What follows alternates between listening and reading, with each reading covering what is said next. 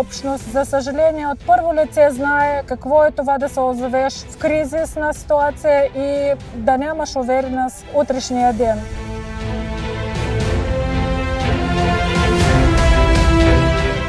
Тази къща може би до метър над нивото. Водата е стигала до това ниво.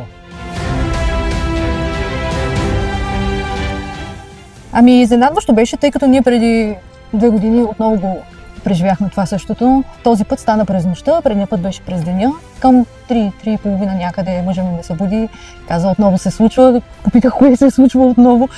Ами наводнението, наистина не повярвах.